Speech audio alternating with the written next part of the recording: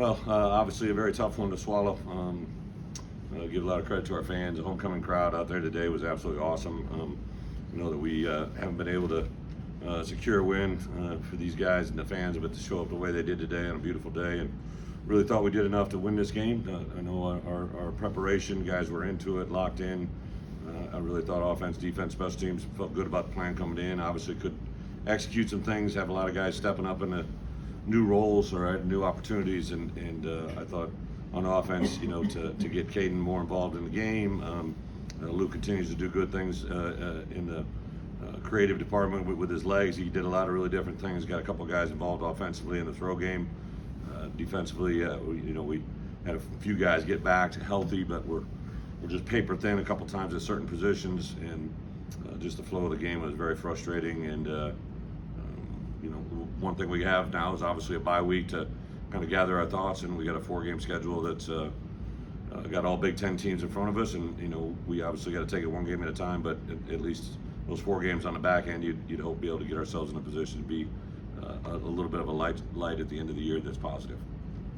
What kind of explanation did you get on what was called targeting, John? 0. I've been in this league a long time. Everybody's always gonna, have their opinions on things, and I love the Big Ten. I love the officials, what they are, but I literally had some things, not only just this game, but over the course of the year. I'm just tired of it. I can't handle it.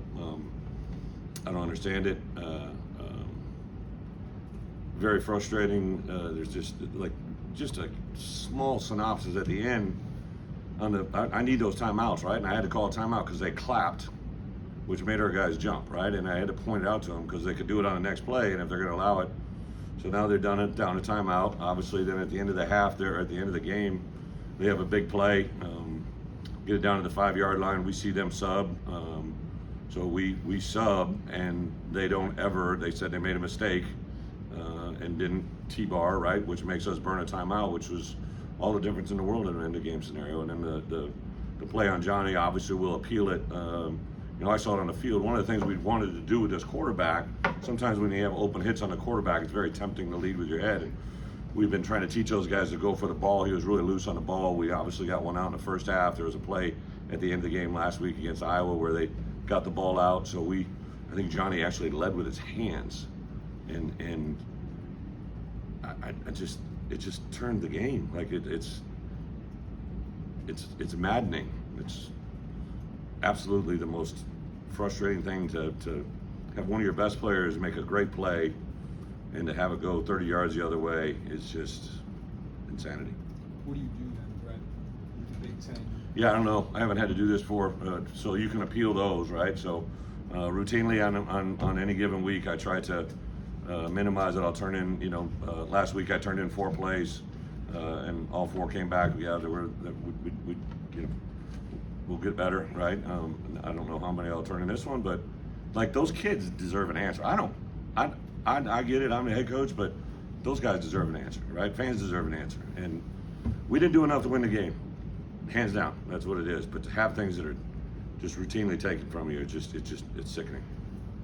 Bret, you were 3 for 9 on 3rd and 4th downs. A lot of those were short yardage again. Just is the same thing kind of happening? You feel like on short yardage, or is it? Yeah, there was one drive where I think we were 3 for 3 on thirds. There was I know our first 4th and 1 that we didn't get.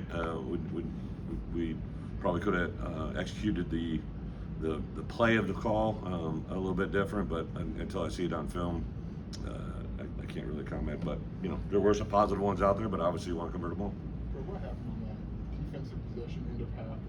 You guys had 3rd and 10 to be backed up. Yeah. What were those breakdowns that allowed them? Yeah, I think we went some zone.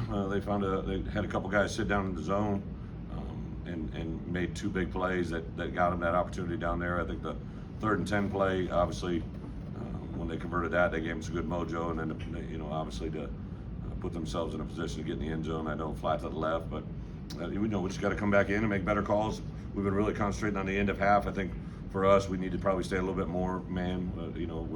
We're definitely a better man team than we are zone, and especially in the end of half game like that quarterback did some things that he converted and was able to make it. We just had a lot of tip balls. You just open one of those, is going to end up in our hands, but weren't able to get it done. Obviously, the defense offensively? What were the struggles in the fourth quarter? Yeah, I think, I know that offensively, we're going to be driven by our quarterback play, and obviously I think a few of those sacks put us in bad situations. There was 2 holding calls. Again, they've got a holding on the Henry that I think we converted a first down there. If that one doesn't get called, that might be a way you could possibly put the game away. The offensive holding and then the defensive PIs or the defensive personal fouls obviously were the biggest difference in the game. So you said the kids deserve an answer. What we can tell them about penalties and things that are, I'm sorry, Yeah, I told them just give credit to Wisconsin. Obviously, they did enough to win the game. I told them that I would take care of the appeal process and try to get them some answers. During the course of the year, a lot of times I'll show them. Like last week, we had a guy get low blocked. There was kind of an injury, and it was totally illegal play. And so like this week, you got to show them that because they're asking questions about, hey, can they do that? And if they are, we got to play differently, right? So. Some of them are player safety, which is the ones that drive me the most crazy. I'm all for player safety, but we got to be able to educate our players to make them feel comfortable being out there. I guess just without Johnny those last 2 drives. I mean, What's that? I guess without Johnny those last 2 drives, how much does that affect what you're able to do and what kind of went on offensively? Well, Johnny's a good player, but we can't just implode just because Johnny's not out there. The guys got to step up. We moved Gabe to that position or a similar position that took Keith's spot. This week, I thought he had a really good week of practice. So kind of, one of those scenarios where you lose one of your really good players and you bring another player from another position to play that position. So it was Gabe's first week at that position. I thought he had a really good week of practice, and I'll wait and see what they did out there today. But just kind of what we've been doing all year long on defense in particular. Just from certain guys who get injured and other guys step into their roles, and we got to execute better, especially in the crunch. I think the end of half and end of game drives that have been successful for us in the last couple of weeks didn't end up our way, obviously. Is Gabe? Is that just a temporary thing until Keith's good? Well, he's kind of been working into that role. We've got a certain package that he does that, and then this week with what they were doing offensively and the personnel we had driven, we made a decision early in the week to put Gabe in that role. And Tuesday was okay, Wednesday was really good, and Thursday was even better. So we'll kind of assess that as it goes, but. We should get Keith back. I think Keith and Reggie will be back at some point during this bye week and should be back for the Minnesota game. So that'll help us get some good players back as well. In general, just philosophically, do you prefer to save timeouts for end of game situations? What's that? Do you prefer to save timeouts for end of game? I think anytime you can have timeouts at the end of the game is huge. But I called one there. They had a guy clap and we jumped. That's our signal. That's the most basic, elementary task of the game is the defense can't clap. That's our cadence. We jumped off sides, so I just very frustrating. No turnovers from Luke. It seemed like he understood. I can affect the game here by doing stuff with my legs and forcing stuff with my arm today. It just seemed like there was times where he was making plays both ways. Yeah, Luke's getting better. Obviously he's a very gifted thrower. I think he's got some things with his feet, but he hasn't put the ball in jeopardy. Now, really, even the play against Maryland last week. Again, they said it wasn't a PI, right? But that goes against us. So he really has been pretty clean last couple games. We just got to do enough things around him to help us get better. I thought, special teams obviously went out and I was worried about the wind conditions, but we made some adjustments there and made a couple things that hopefully gave us an advantage, and then just the utter disappointment at the end of that fourth quarter was just very, very frustrating. What's key for you as a program in recruiting this week? Yeah, so for us as coaches, myself and one other coach will be out pretty hard the next 3 days, looking specifically at needs that we have for 2024, guys that will be able to join us hopefully in January. Kind of always done that my first 2 years here, just during the first bye week. We've only got one bye week this year, but I go back to our first year. This exact same plan is what landed us. Isaiah Adams, I went to watch a junior college practice and liked what we saw and got us in on that ride. Several other guys have kind of played in those same exact scenarios. So these next 3 days are going to be huge, and then we'll come in and we'll practice Tuesday, Wednesday, Thursday, and then most of my coaches will be out on the road Thursday, Friday, and then come back and get a jump on Minnesota. My coordinators won't go out on the early part of this week. They won't go out to the back end of the week.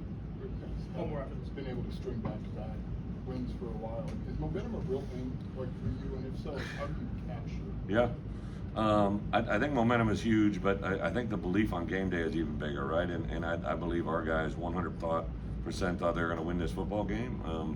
And I think that's why the locker room hurts so bad now. And they expected to win. Obviously, Wisconsin was a 4-2 football team. We were a 2-4 team that, obviously was looking to get ourselves hopefully. We were a 3-4 football team. Was trying to get to 4-4 and weren't able to do it. But we got to take every game for what it is. We talked before the year that we had 12 guaranteed opportunities. We got 8 behind us, and we got 4 in front of us that are going to be paramount to see how we want this thing to end up. Two tight end touchdowns in the red zone today. Was it a game plan kind of going in to get them more involved? Yeah, I think Barry, in general, we run a lot of 11, some 12, but this was we had different versions of 12. We have 12 when it's Tanner and Henry Boyer. We have 12 when it's Tip and Tanner, and then we have also 12 with either Tanner or Tip in there with Griffin Moore, and then we ran some 3 tight end sets. It's been good for us. So, we're just going to continue to build and mold and try to take advantage of our personnel strengths. But it's going to be a critical week for us in this bye week to get ourselves healthy and get ready for a 4-week run. Thank you.